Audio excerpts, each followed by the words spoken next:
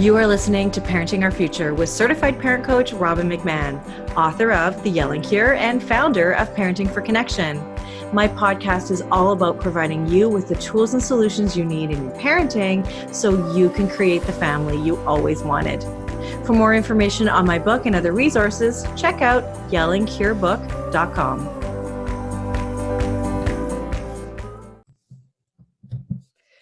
Hello and welcome back to Parenting Our Future. It's Robbin here and I am so excited. I have a great guest today. Her name is Amy Griffith, and Amy grew up dancing since the age of 5, and she was fortunate enough to make a career out of it. But after experiencing life as a dancer in New York City and learning more about determination, hope, struggle, and community than she ever thought she would, the transition to yoga seemed a natural step for her. Stepping onto her mat and out of the constant electrifying buzz that is city life gave her the opportunity to slow down. Yoga taught her how to breathe, how to really listen to her body, and to find more compassion for herself and others. Amy received her certification through the Prenatal Yoga Center and has learned just how strong women are. Amy believes that our bodies are designed to create life and birth can be positive. She was inspired and determined to share this positivity with her students. Having experienced 2 home births and 1 hospital birth, she's witnessed the power of trusting her body. She says, "I've learned that there is strength within us that is revealed during pregnancy, then birth, then motherhood." Now, Amy has also received quite a bit of attention from her honest social media posts depicting the realities of raising 4 children while trying to breastfeed twins. So, Amy, welcome. Thank you for being here. Thank you. That is no joke. 4 kids and a set of twins. Listen, I do this to myself every day. I'm like, Amy, little pat on the back, little. I'm not joking. I do that to myself and to my husband. I'm like, I did it. We are, yes. Another day. Another day. We did it. We did it. Oh my gosh. How do you do it? What is your secret to having 4 kids and looking beautiful and still, having energy and the whole thing? You're very vibrant. So how do you do that? Thank you. I think just as mothers in general, we can read the books, we can study what we study and, get our information from other mothers. But when you're just in it, there is something about motherhood and just parenthood where you just make it happen. You dig deep, you dig deeper than you ever thought you could sometimes, and you make it happen. And, it's not always going to be smooth and pretty. It is going to be it is literally going to be the messiest thing you've ever experienced, just motherhood. Literally and figuratively, right? Yeah, exactly. And you just do it because, as messy it is, and I try to remind myself, I'm like, I talk about the mess all the time and embracing the mess, but there is also so much beauty. And mothers know that love and that connection that we have with our children and watching them grow and learn and develop and to be able to be the ones to nurture them, that just gives you it just gives you all the power, so we share and receive and we give and receive that love that helps to get you through.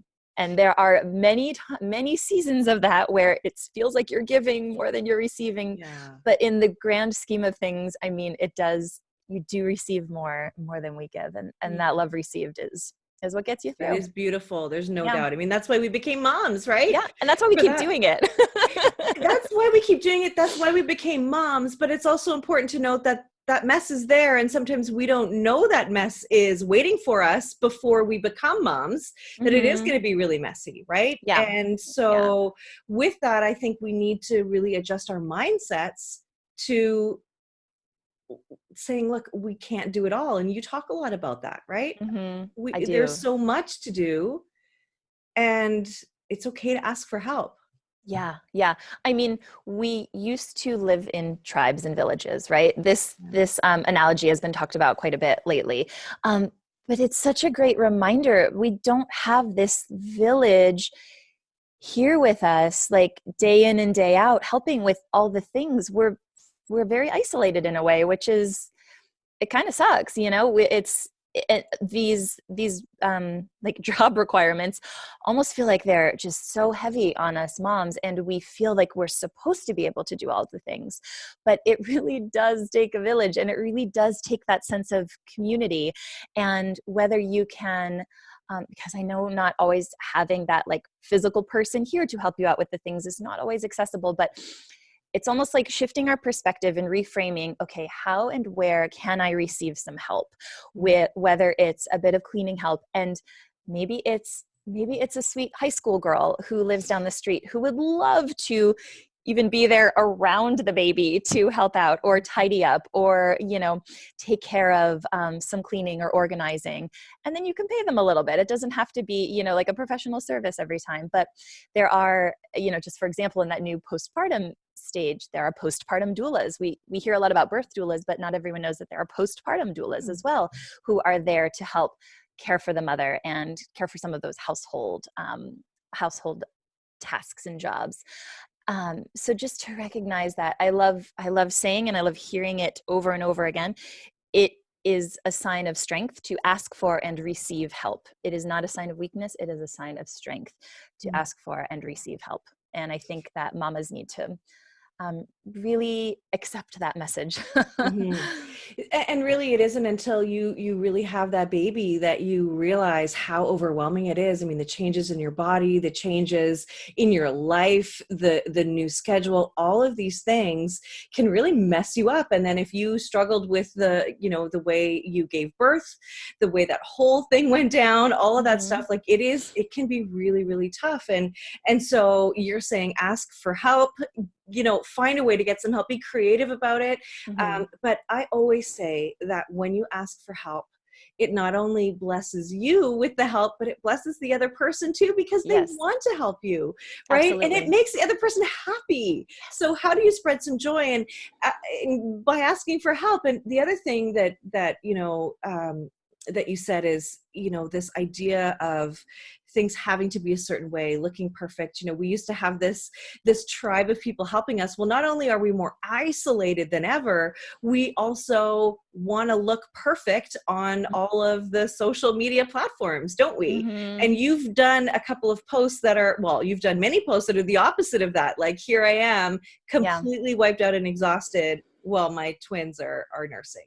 Right? Yeah. Sharing more of those real life, easy to say, but unfiltered pictures, that's, gosh, it just feels refreshing. And it's actually pretty liberating. Like, especially that one post in particular where I was sound asleep, sitting up, breastfeeding my twins. They were about 2 weeks old at that point.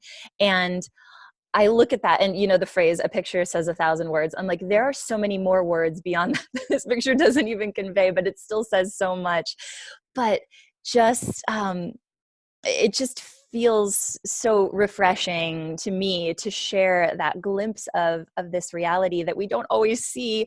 There's so much beauty on social media, and it is wonderful and it is inspiring, and it's fantastic to share that and to just look at pretty things. We all want to do that, but sometimes it does start to make us feel like we have to live up to these expectations. And I hate that word, expectations. I mean, like, it's just not possible. And so I love sharing my mess with all of you. And it just breaks through this facade of perfectionism that we have that isn't real anyway, because we're not really, I mean, how many filters do we have? How many, how many times do we take a picture 100 times to get the one, like, smile, as you yell at your kids to smile and look happy at the pumpkin patch or wherever you are, I mean, we just need to be real. Right. And share the messy stuff. And I know that isn't easy, because that means we're being vulnerable. Right. And it means we open ourselves up to judgment, to criticism, and that doesn't feel good. Right. It doesn't feel good, but it's my life anyway. So what does it matter what somebody else thinks? Right. Right. So you're working with moms that are prenatal and postnatal, right? Prenatal and postnatal yoga. So what are some of the limiting beliefs that you hear moms having as you're working with them? Yeah. well, besides what we just touched on with thinking they have to do it all, it's especially in the postpartum, when I work with my postpartum mommies, we do some, physical exercise suggestions and tips to get them starting to move gently and very mindfully in that postpartum. But it's so interesting to me that each time I remind them, like, your care for you matters, and these moments for you do not even have to be exercise related. It can be as very simple as moving yourself literally to the top of the list and stopping to take a drink of water. From a post that I just posted recently, so many moms commented and like, thank you for reminding me to just take a drink of water. Like we feel that, again, it's just kind of along the same vein with thinking we have to do it all. I think we have to be everything for everyone, and we cannot be. We must prioritize ourselves. And I know that it is not a new concept, but it's like we have to keep drilling it in, I guess, because it still is important. It's still an important reminder for moms to hear and to recognize and to hopefully accept. So that taking those moments for you, they don't have to be grand. They can, and finding out what makes you feel good is very important. And that goes for, your overall, moments of self-care or quiet. What do you like to do? It doesn't have to be what someone else tells you they think you should do. It's so much about tuning in, and that practice of tuning in with my clients begins in pregnancy. We talk so much about tuning in, trusting your body. That just carries you through to, into motherhood, where you must continue to tune in and ask yourself, really, what do I need right now? If nothing else mattered, if all the lists or whatever else, any sort of deadline or expectation, if none of that matter, what do I need right now? And can you give that to yourself? It's not always exactly possible. If someone's like, well, I really need, my low back really needs a massage right now. It's not just like the fluff stuff. It's really important, like body work maybe. And you can't get out, but okay, what can I do? My low back hurts. All right, I'm gonna pause and stretch my low back, or I'm gonna just stop and take a bath. Look, I've only got 10 minutes. So what? I'm going to take a 10-minute bath. Right. It's about shifting that mindset and that perspective into what you can do right now with this time that you've got. But then there's that mom guilt that creeps in, and we have got to squash that The and mom recognize guilt is that real. I am a priority. So that's, I guess, there's a lot of different points in one answer, but Yeah, that's but kind of it. what you're getting to is just, we need to take care of ourselves, right? We need to put ourselves first. And that sounds so counterintuitive to the nurturing beings that we are, where we give to everyone else, right? Yeah. But the reality is that if you do not give back to yourself and you do not take care of yourself, and we say self-care all the time, what the heck does self-care mean? All of this stuff, right? But if you are not putting yourself at the top of the list, that is where anger comes from. That's where resentment comes from. So, I talk about needs all the time, getting your child's needs met. And these are core human needs, right? Yeah. But if you aren't getting your needs met, then you're going to have feelings about not getting your needs met. So soon you're going to have unmet needs, unvalidated feelings, and you are going to start to build that volcano of anger and resentment and maybe feeling helpless and trapped, and all of these feelings are going to bubble up to the surface and explode all over your family, right? That's what it does. And so taking care of yourself is the opposite of selfish, because it's actually selfish if you don't, because it's number one for managing anger in the home. So if you're not taking care of yourself, you're being selfish. And I also flip it too, and I say, well, would you send your kids to a daycare where the person who was running it was overwhelmed, was tired, snapped at your kids, yelled at them, criticized them, shamed them? Like, it's a really great example. We'd never, right? Oh, but we'll do that because we don't want to put ourselves first. No, that's crap. It's not okay to not take care of yourself. And just like what you're saying, whatever that means, if it's a glass of water, like fully take in that glass of water, like fully take it in. If it is a bath, do it with like the biggest amount of bubbles or whatever works Mm-hmm. for you. Like, just take it in. And it's okay to say, put your hand up and say, I need a break. Mm-hmm. I need you take the baby for a moment, whoever, We are whoever we you are have. so good about like managing our time for everybody else, right? But then we'll say, well, I don't have time for that for myself. We say it all the time. I say it and I have to remind myself and check myself with it too, And it's like, okay, look, I have got to manage this time with myself in mind as well. And I am going to give myself, I've written it down on a little paper, like, today, Amy, 30 minutes, 30 minutes. And I mean, we need more than that too. I don't want it to be like, okay, 5 minutes here and there or 10 minutes here and there. It's enough. It's not enough, but it's something, And then the more you start to add those little, all right, I'm going to take 5 minutes. I'm either going to stretch or breathe or just literally lie on my back and not do a single thing, whatever it is to help you just like bring it down for a bit. Will then start to get you into that practice of then scheduling that 30-minute or that hour, if you can, that time for yourself. And I know as a brand new mama, that's really, really hard to do. But again, those seasons do change. And these moments that we're really in it, like digging in it, are temporary. But Yes. so if for An a time important in your word. life, if for a time in your life, it is those 5 or 10 minute increments and that's all you've got, keep doing them. Don't say, well, there's just not enough time, because there is. There's always some time there. Well, the reality too is that if you schedule it in, you will work your day around it, right? Mm-hmm. If you consider this sacred time and you schedule it in, everything will revolve around that, which is okay, whether it's a nap or, all of these things that we're talking about, right? But it is so important to embrace the word temporary, because this is temporary. What you're struggling with now will not be the rest of your life. Mm-hmm. Right. And this kind of leads me to my next question for you, which is, what is the advice that you give to new moms? What's the one big juicy piece of advice? Yeah. Well, that one, this is temporary, was, I repeated that so many times, especially with the twins. Oh my gosh. Yes. Oh my gosh. The one big piece of advice. Well, I have 2. Okay. Well, we'll take 2. Hey. I'll start with my first one, which is literally take one moment at a time. Okay. One moment at a time. One diaper change. The one that you're in right now. Just be here. One diaper change. The one, if you're breastfeeding, this one feed, especially if it's challenging and a struggle, focus on this one feed right now. Let this be enough. This one feed that you're doing, let it be enough. Doesn't matter the ones that you struggled through before, or however long you have your expectations or how you would like this breastfeeding journey to go. Let this one feed right now be enough. This is what you're in. You're doing it. Like, we have to literally celebrate all of those little moments along the way. Can I say too, look, if that feed didn't work, or if that,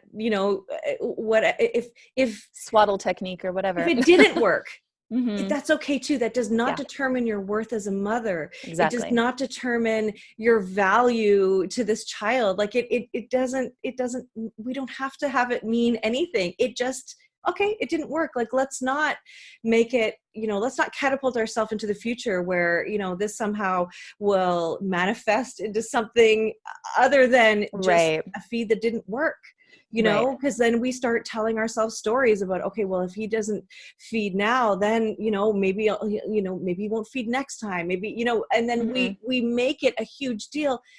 It's just one moment at a time. Yeah. And this is a theme that carries throughout our time as moms, through our child's lives. There will be moments of struggle for our kids, for us, and this too is temporary. It won't last forever. So let's remember that a homework sheet is just a homework sheet. And,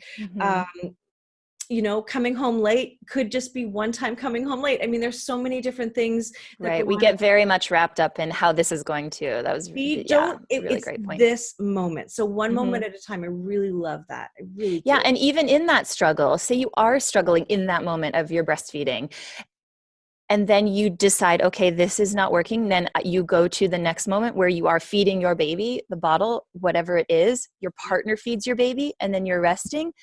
That moment right there, that's your moment. Like Yeah. it's, but I think, we're constantly multitasking, and it's something that I've been trying to like, stop doing a lot more of lately. It's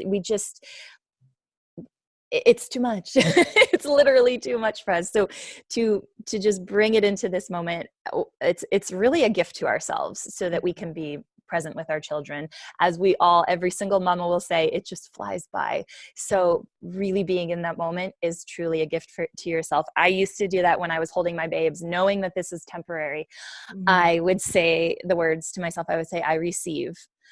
And it was just a matter of receiving their warm little bodies on me as a little hug. And that, that love as you are giving.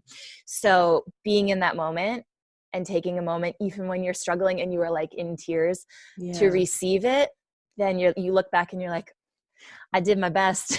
Yeah. And I received in those moments that I could. And I took that time to just simply recognize it. And, you'll be so grateful for that. Yeah. And we do get so overwhelmed with all of those details and all of those things. And you talk about it and I talk about it. Like, what is it that we can take off our plate? What can we say no to? Like, saying no is also self-care, like it's okay. Like you talk about embracing the mess. Okay. So the kitchen is messy and it's been messy for 2 days. Like I can get over it because I'm going to connect with my kids. Right. Or whatever it is, like, and we can invite people into our homes when it's not perfect, right? Thank you. Yes. And don't apologize for it. Do not apologize and say, I'm sorry. You just welcome them in and say, I'm so happy to see you. Come on in. People want connection. People want to be part of your life. Yeah. They want to be with you. They want to see that you're not perfect, which gives them permission to be not perfect. Yum. We just got to do that. You are currently listening to the Parenting Our Future podcast. I'm parent coach Robbin McManne. And if you're enjoying this podcast, please share it with someone who you think might also need to hear this. Please don't forget to subscribe, and I would be grateful if you gave me a 5-star rating on iTunes.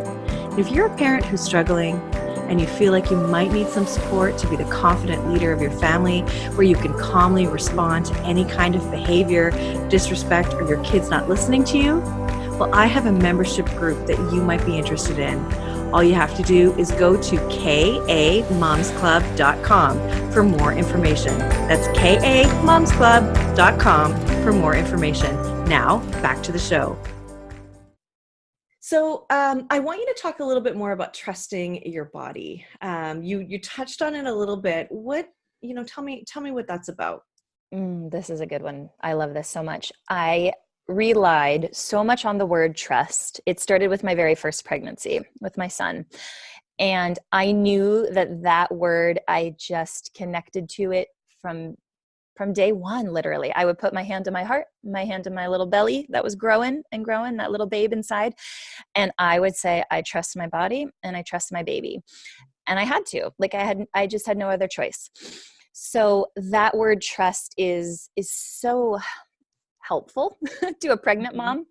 And for me, it carried me through my labor and my birth experience with my son, where I just had to keep coming back to that sense of trust. Even if, as it normally does, that fear will rise up, in this unknown experience for us, for our bodies in birth, it's all unknown. Every single birth that you have, no matter how many children you have, you're stepping into the unknown again. And what do you got to do? You got to trust it somehow, or you can dig your heels in and you can resist and you can fear it, or you can say, I'm going to just ride this wave and I'm going to trust that we're going to be okay. And I'm going to trust that our outcome is meant to be what it will be. And I'm hopeful that it's this, but we can't have that tight grip on that expectation. So trust carried me through my pregnancy and then my birth experience, and then into those very raw stages of postpartum, where you are healing and your body still feels so very foreign. And oh my goodness, everything, like you're healing physically, you're healing mentally and emotionally. There's so many layers to it that I continued to hold on to that sense of trust, even though I was like, I don't know what I don't know what happened. I don't know My who this body. is right now. Yeah. Now you have a child to care for. I don't know what this life is. What in the world? I'm in love, but I'm also just like terribly confused and overwhelmed. And I just don't know, like how many moms are like, I don't know what to do. I don't know what to do with this or with this or with this. Yeah. Yes, exactly. Our mind, our emotions, our body, our new little baby human that is Yeah. now dependent solely on us, and we Yeah. can barely put one foot in front of the other, right? Yeah. Yeah. Now I'm supposed to keep So, this kid alive. Uh-oh. Poor yeah. kid's in trouble. And then you come back to trust. You're like, okay, I guess I just got to trust that I can do this. And then I'm going to figure it out. And you figure it out. And you're going to make mistakes along the way. You are not going to sail through and, like we were saying, like breastfeed easily, bottle feed this, swaddle that. You're not going to. You are going to make all the mistakes. And that is how you learn. That's one of the I just love that lesson from yoga, where I will have in my more advanced classes, have them move into a really challenging, like standing balance that I know they're going to fall out of, and I want them to fall out of it. Yeah. And I say, if you just fell out of that, which pretty much the whole class will, I'm like, then you're doing it right. We have to learn how to fall and to pick ourselves back up and to recognize that falling and these ideas of like failing. I don't like to say we're failing because they're all just experiences for us to learn and grow from. Yeah, They're absolutely. necessary for our human experience. They're Yes. necessary. Yeah. Well, and so, when you say trust, I also hear surrender. I Yes. hear like, Yes. let's just let go of Yes. all of the expectations. Yes, we want things to go a certain way. Of course we do. But it's also okay for me to allow what is to actually be, right? Yeah. Like what is happening is what is happening. And if you're fighting against it, that creates anxiety. You're always at war with this moment. And what's the point? Because then that means that you're not accepting of what is. And so to surrender, it doesn't mean you don't take action. It doesn't mean you don't, but it also just means that you are allowing what is happening to happen, and not judging it, right? Not fighting against it. And the other thing that I want to say, as we're trusting our bodies, we're surrendering, all this stuff, let us also know that we have friends, we have family, we have all of these other people in our lives who may be struggling too. And it may look like something that you don't like, but let's give them the love and the support and, the understanding anyway. Let's just say, you know what, she looks like she's in a bad mood. I wonder if I could help her, because if you're doing really well, let's reach out to the people who aren't doing well, to the moms, the dads, anybody who isn't doing well. Let's reach up and support each other. Let's stop judging each other. If you can't breastfeed and you have to bottle feed, okay. If you have a C-section and you wanted a natural birth, okay, I can hold space for you, whatever your choices are, whatever your struggles are. You are a mom now, you are a parent now, and that's what matters, right? We're all trying to do our best, right? So let's celebrate each other. And the fact that we can do things differently than that can person we? next to us. Yeah. We can. Yeah. For me, concept, right? My first birth was really traumatic. I was 10 days overdue and they finally induced me. I was 2 days in labor, which ended in a C-section. I felt defeated. Oh my gosh, I felt so many things. I did not want to have a C-section. And I did, and I ended up having another one with my second, although I held out the idea that I could maybe do a VBAC, but it didn't work for me, and I have to be okay with that. But it took me a long time to be okay with that, and it sent me on a shame spiral, because I thought, okay, well, I can't even do this. Like, this is what my body's supposed to do. I can't even give birth right. And I couldn't breastfeed. I tried so hard and I couldn't do it. So now I can't even do that right. I couldn't comfort my child because he wouldn't stop crying. So now I can't do that right. And it just led me down this spiral of feeling inadequate, feeling ashamed. And had I had the wherewithal at that time to reach out and say, like, I don't know what I'm doing.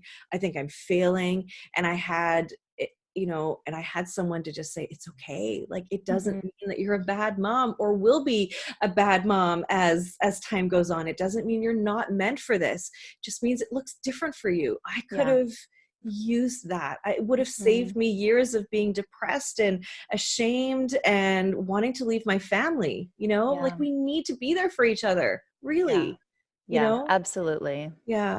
And Yeah. what do you say to moms who are like me, who feel that they didn't get it, do it right, aren't doing it right, can't do it the way we're supposed to? And I'm using air quotes, supposed to, or should. I hate the word should.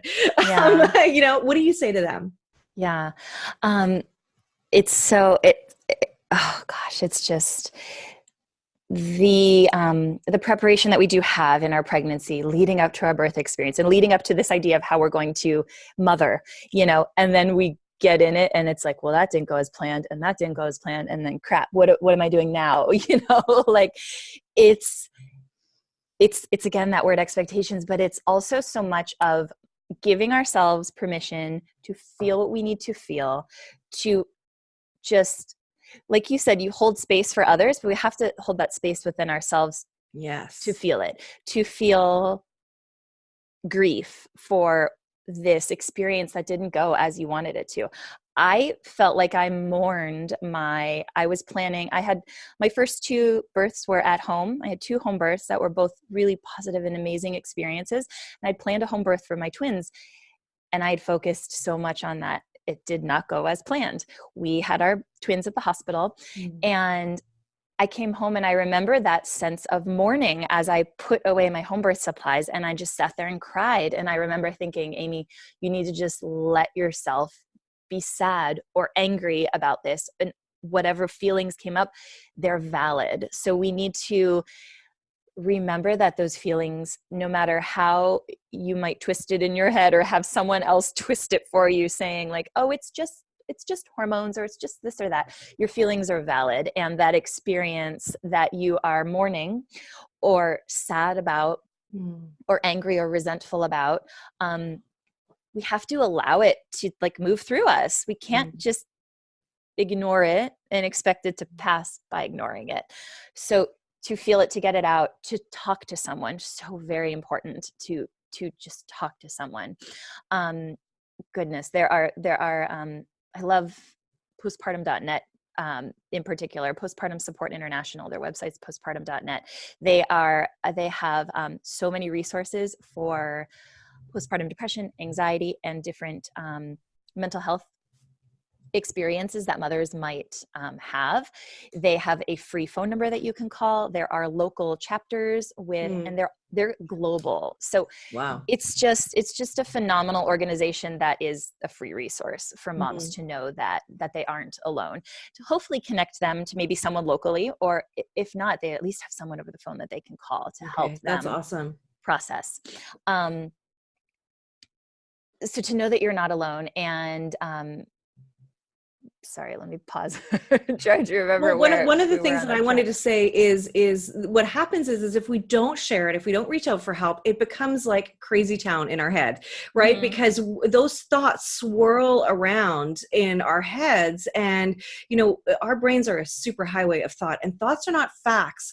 But we will decide that something is true about ourselves, like we're Mhm. inadequate or we're failing, or you know, whatever we're saying to ourselves. I mean, I said terrible things to myself because I didn't do birth the way I thought I would. And Mhm. I was devastated. I was Mhm. just, I don't know how else to say it, but I didn't know any different. Right. And I didn't know there were resources like postpartum.net. I only Mhm. had, you know, I only had a few people in my life, and I didn't have the support around me. So part of the prenatal should I said should part of the prenatal would be lovely if we also identified who our support people are.